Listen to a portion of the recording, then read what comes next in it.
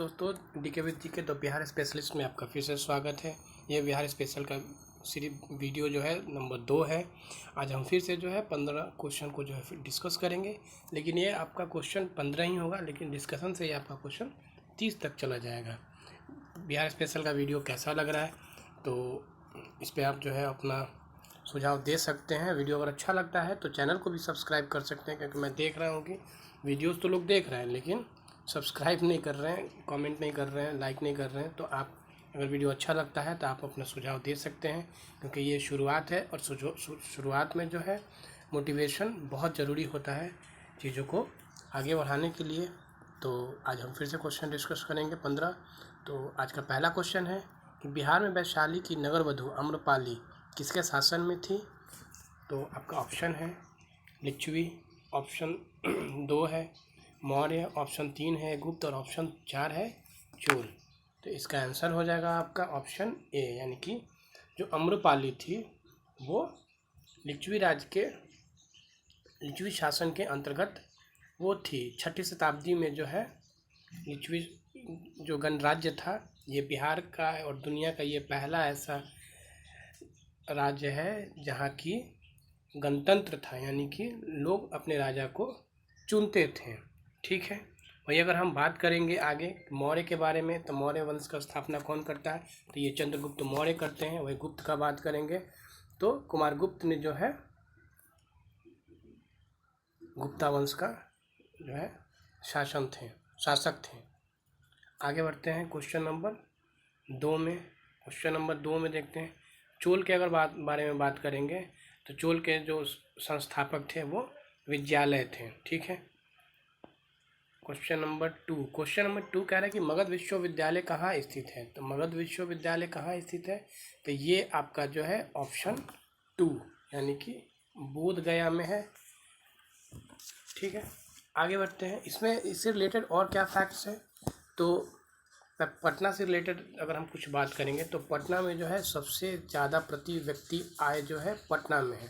Question में पूछा जाता है कि बिहार के किस जिले में जो है प्रति व्यक्ति आय सबसे ज़्यादा है, तो ये आंसर हो जाएगा अब पटना। और ये आप कमेंट करके बता सकते हैं कि सबसे कम प्रति व्यक्ति आय कहाँ का है और कितना है। ठीक है।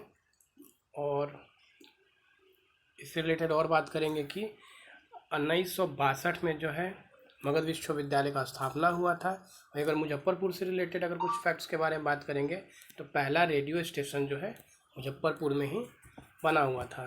नालंदा में जो है नालंदा विश्वविद्यालय है, और इसका स्थापना कौन कराया था, तो कुमारगुप्त ने जो है इसका स्थापना कराया था। तो ये भी क्वेश्चन जो है पूछा जाता है कि नालंदा विश्वविद्यालय का स्थापना किसने करवाया था, तो ये कुमारगुप्त हो जाएंगे।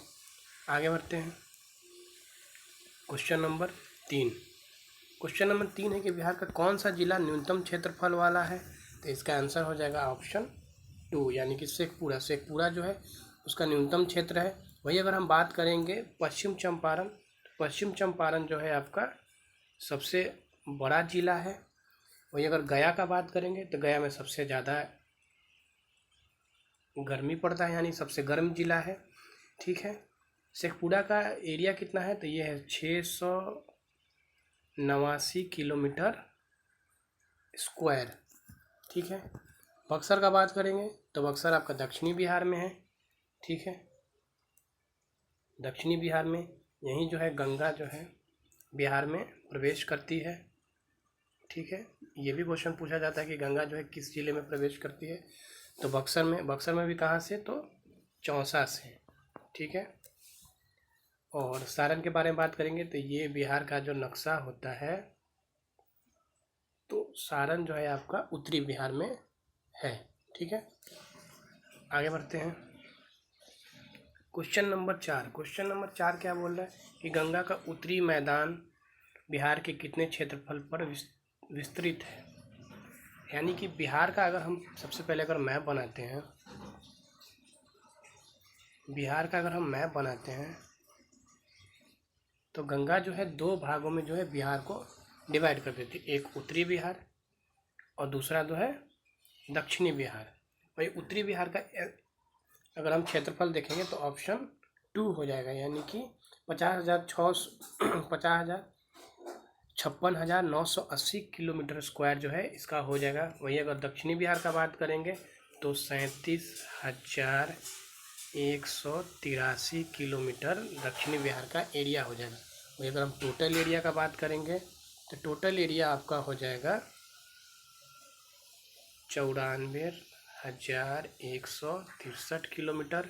और ये बीपीएससी में 2-3 बार क्वेश्चन ये जो है आपका पूछा गया, और भी जो बिहार के एग्ज़ाम है उसमें भी ये आपका पूछा गया है। ठीक है, तो आगे बढ़ते हैं क्वेश्चन नंबर 5 में। क्वेश्चन नंबर 5 कह रहा है कि उड़ीसा राज्य बिहार से कब पृथक किया गया और नया प्रांत कब बना। तो ये जो है इसका आंसर हो जाएगा ऑप्शन 3, यानी कि 1936 में जो है बिहार और उड़ीसा जो है आपका अलग हो गए। ठीक है, ये जो एक्ट आया था 1935 का, भारत सरकार अधिनियम 1935 का जो एक्ट आया था उसी के माध्यम से जो है बिहार को अलग किया गया। और भी ऑप्शन जो है उसके बारे में अगर हम बात करेंगे तो 1912 में जो है बिहार और बंगाल जो है अलग हुआ था। ठीक है, बिहार बंगाल अलग हो गया था। ठीक है, और 2000 में बिहार जो है झारखंड से आपका अलग हो गया। तो ये तीनों जो क्वेश्चन हैं ये भी पीएससी के बहुत मोस्ट रिपीटेड क्वेश्चन हैं। ठीक है, तो इसमें आप डेट भी याद रख सकते हैं। अगर बिहार का बात करेंगे कि बिहार और झारखंड कब अलग हुआ था, तो ये आपका 15 नवंबर को 2000 में ये अलग हुआ था। ठीक है, आगे बढ़ते हैं क्वेश्चन नंबर 6। बिहार में किसान सभा गठन की औपचारिक घोषणा कब हुई थी। तो इसका आंसर हो जाएगा ऑप्शन 3, यानी कि 4 मार्च 1929 को। और सहजानंद सरस्वती जो है इससे रिलेटेड थे। सहजानंद सरस्वती से जो है बार बार क्वेश्चन पूछा जाता है। ठीक है, और जो अखिल भारतीय किसान सभा का जो गठन हुआ था उसके पहले अध्यक्ष जो है जो आपके सहजानंद सरस्वती बने थे। अखिल भारतीय किसान सभा कब गठित हुआ था, तो ये आपका हुआ था 1936 में। ठीक है, तो ये याद रखिएगा। सहजानंद सरस्वती जो है आपके किसान नेता थे और बिहार उत्तर प्रदेश में इन्होंने बहुत काम किया था। अगर बात करें तो सबसे ज़्यादा इन्होंने बिहार के लिए ही किया हुआ था कार्य। क्वेश्चन नंबर 7 है कि भारत के महान ज्योतिषाचार्य आर्यभट्ट का बिहार के किस नगर से गहरा संबंध रहा। तो ये जो है इसका आंसर हो जाएगा आपका ऑप्शन बी, यानी पाटलिपुत्रा से, क्योंकि इनका जन्म भी जो है पाटलिपुत्रा में ही हुआ था। आर्यभट्ट जो है आपके जो गुप्त वंश था, गुप्ता, तो जो गुप्ता वंश था उसके जो चंद्रगुप्त थे, चंद्रगुप्त प्रथम, तो चंद्रगुप्त द्वितीय के जो है दरबार में आर्यभट्ट रहते थे। जो 9 रत्न थे, 9 रत्न में से एक रत्न जो है ये आपके आर्यभट्ट थे। आर्यभट्ट से रिलेटेड कुछ और प्रश्न पूछे जाते हैं कि आर्यभट्ट जो है मैथ और एस्ट्रोलॉजी पे इन्होंने काम किया है। वही अगर हम बात करें तो जीरो और पाई का वैल्यू जो है आर्यभट्ट ने दिया है। आर्यभट्ट ने ही बताया है कि अर्थ जो है वो अपने एक्सिस पे रोटेट करती है और सूर्य के चारों ओर घूमती है। तो पहली बार ये बात जो है आर्यभट्ट ने ही इस चीज़ को बताया था। तो इससे रिलेटेड ये सारा जो फैक्ट्स मैंने अभी डिस्कस किया है ये सारे के सारे जो है क्वेश्चन हैं जो कि पीपीएससी में और बिहार से रिलेटेड और अदर एग्जाम में भी जो है पूछे गए हैं। क्वेश्चन नंबर 8 में आते हैं कि नालंदा विश्वविद्यालय का वैभव किसके हाथों नष्ट हुआ। तो इसका आंसर हो जाएगा ऑप्शन डी। ठीक है, और बाकी ऑप्शन के बारे में भी बात करेंगे। खिलजी किससे संबंधित है, तो खिलजी जो है बाजार व्यवस्था से रिलेटेड जो है खिलजी जो है आपका संबंधित है। वही अगर हम बात करेंगे कि सिकंदर शानी का जो है उपाधि खिलजी ने ही लिया था। शेर शाह सूरी के बारे में बात करेंगे तो फरीद खान इनका बचपन का नाम था। ठीक है, सूर्यवंश का स्थापना शेर शाह सूरी ने ही किया था। वही बात करें इब्राहिम लोदी के बारे में अगर हम बात करेंगे तो इब्राहिम लोदी को ही हराकर बाबर ने जो है भारत में मुगल वंश की स्थापना की थी। पानीपत का प्रथम युद्ध जो 1526 में हुआ था, इसी में इब्राहिम लोदी को हराकर बाबर ने जो है मुगल साम्राज्य की स्थापना की। ठीक है। खिलजी से रिलेटेड, बख्तियार खिलजी से रिलेटेड एक और फैक्ट्स है जो बिहार में पूछा जा सकता है कि 1197 से लेके 1198 के बीच जो है इसने नालंदा और उदंतपुरी विश्वविद्यालय को नष्ट किया था। तो ये क्वेश्चन भी आप, ये पॉइंट भी आप जो है ध्यान रखेंगे। ये बीपीएससी में या और भी बिहार के एग्जाम में पूछा जा सकता है, क्योंकि बिहार में जो है फैक्ट्स जो है बहुत पूछे जाते हैं। आगे बढ़ते हैं। क्वेश्चन नंबर 10 है कि बिहार का शोक किस नदी को कहा जाता है। तो बिहार के शोक जो है ये आपका ऑप्शन 2 यानी कोसी नदी को जो है बिहार का शोक कहा जाता है। ठीक है। और बाकी सारे नदी के बारे में हम डिस्कस करेंगे। कर्मनाशा नदी के बारे में अगर सबसे पहले बात करें तो ये आपका बिहार का मैप है। ठीक है।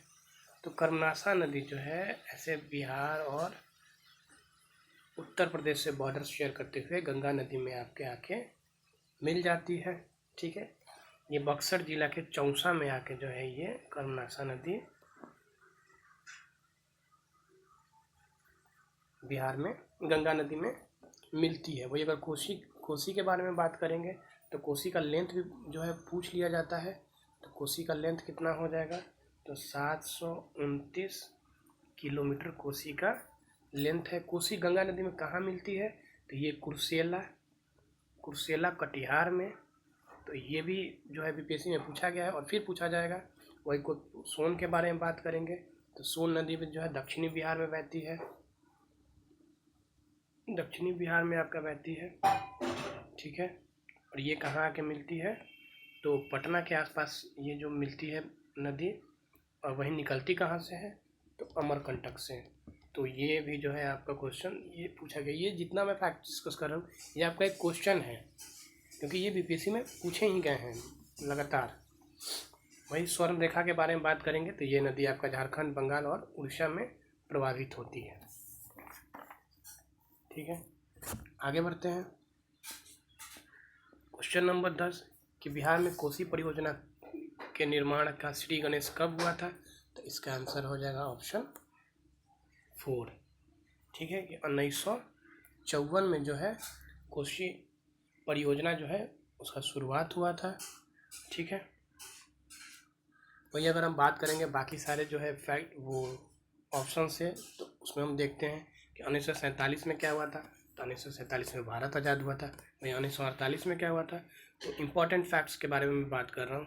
तो 30 जनवरी जो है 1948 को जो है गांधी जी का हत्या हुआ था। ठीक है। वही अगर हम बात करेंगे 1952 के बारे में, तो फर्स्ट जनरल इलेक्शन जो है यानी प्रथम आम चुनाव जो है 1952 में ही हुआ था। ठीक है। आगे बढ़ते हैं। बिहार में किस वर्ष दूरदर्शन केंद्र स्थापित किया गया, इसका आंसर हो जाएगा ऑप्शन 3। 1978 में 1978 में जो है पहली बार आपका दूरदर्शन केंद्र का स्थापना किया गया। कहाँ किया गया, तो ये आपका मुजफ्फरपुर में किया गया है। ठीक है। वही 1990 में जो है अंतरिम रूप से पटना में जो है दूरदर्शन केंद्र का स्थापना हुआ था। ठीक है। क्वेश्चन नंबर 12 बिहार के किस पर्यटन केंद्र पर गर्म जल के अन्य अनेक स्रोत हैं, तो इसका आंसर हो जाएगा ऑप्शन 3 यानी कि राजगीर में। वही अगर हम ऑप्शन के बारे में बात करेंगे कि देव कहाँ है, तो ये औरंगाबाद में है। ये यहाँ एक सूर्य मंदिर है और छठ पूजा के लिए बहुत फेमस है। राजगीर से बिहार शरीफ के बारे में बात करेंगे तो ये बौद्ध धाम से रिलेटेड बहुत फेमस है। वही पावापुरी जो है जैन धाम से रिलेटेड है। ठीक है। यहाँ महावीर जी का महापरिनिर्वाण हुआ था। वही अगर हम बात करेंगे राजगीर के बारे में, तो राजगीर से रिलेटेड एक दो गर्म कुंड के बारे में हम बात करेंगे, जैसे कि ब्रह्म कुंड। ठीक है। वही जो है सप्तधारा कुंड, ये कहाँ है आपका राजगीर में। तो डायरेक्ट क्वेश्चन पूछा जा सकता है कि ब्रह्म कुंड या सप्तधारा कुंड जो है किस जिला में है बिहार के, तो आप आंसर दे सकते हैं कि राजगीर में। क्वेश्चन नंबर 13 कि विष्णुपद मंदिर कहाँ स्थित है, तो इसका आंसर हो जाएगा ऑप्शन 4 यानी कि ये गया में है। इससे रिलेटेड फैक्ट्स क्या हैं? तो इससे रिलेटेड फैक्ट्स है कि मराठी महारानी जो अहिल्याबाई होलकर थी, इन्होंने 18वीं सदी में फल्गु नदी के तट पे विष्णुपद मंदिर का निर्माण करवाया था। और अहिल्याबाई होलकर से इन्होंने बहुत मंदिर का जो है निर्माण करवाया था। तो आप और भी मंदिर का नाम जो है कमेंट सेक्शन में बता सकते हैं कि इन्होंने किस किस मंदिर का जो है निर्माण करवाया था। ठीक है, आगे बढ़ते हैं। क्वेश्चन नंबर 14 कि बोध गया में बोधि मंदिर बनाया गया जहाँ, तो इसका आंसर हो जाएगा ऑप्शन 2, गौतम बुद्ध को ज्ञान प्राप्त हुआ था। क्योंकि गौतम बुद्ध को जो है बिहार के गया जिला में ही जो है बोध गया में ही ज्ञान प्राप्त हुआ था। ठीक है, वही अगर हम बात करेंगे बाकी ऑप्शन के, तो गौतम बुद्ध पैदा हुए थे तो ये लुम्बिनी में जो नेपाल में है आपका। ठीक है, वही अगर हम बात करेंगे कि गौतम बुद्ध ने अपना प्रवचन दिया था पहला, तो प्रवचन दिया था इन्होंने सारनाथ में। ठीक है, उसको धर्मचक्र प्रवर्तन भी कहते हैं। वही अगर गौतम बुद्ध की मृत्यु तो ये कुशीनगर में हुआ था, इसको महापरिनिर्वाण कहते हैं।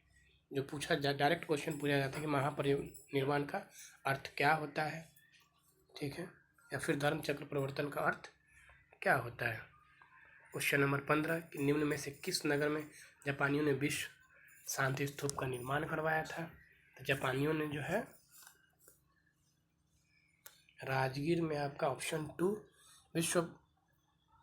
विश्व शांति स्तूप का निर्माण करवाया गया है। अभी और देव के बारे में हम लोग पहले ही पढ़ चुके हैं कि सूर्य मंदिर है और ये कहाँ है, तो औरंगाबाद में। तो डायरेक्ट क्वेश्चन जो है एक पूछा जा सकता है कि देव जो है मंदिर कहाँ स्थित है, या अगर कूट वाले में पूछा जाएगा तो 1-2 पॉइंट जो है और डाला जा सकता है कि निम्नलिखित कथनों पर जो है विचार करें।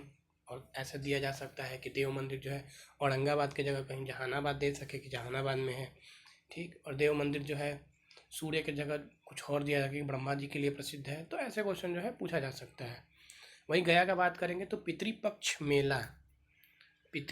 जो है मेला के लिए जो है गया प्रसिद्ध है। रब्बर डैम जो है यहीं फल्गु नदी पे आपका बना है। वही अगर हम बात करेंगे कि बोध गया, तो यहाँ गौतम बुद्ध जी को ज्ञान प्राप्त हुआ है। और 80 फीट ऊंची जो है भगवान बुद्ध की प्रतिमा बोध गया में ही है। और जो पहला क्वेश्चन दूसरा क्वेश्चन में जो हम लोग डिस्कस किए थे कि मगध विश्वविद्यालय कहाँ है, तो ये भी आपका बोध गया में है। तो आज का सेशन जो है यहीं समाप्त होता है।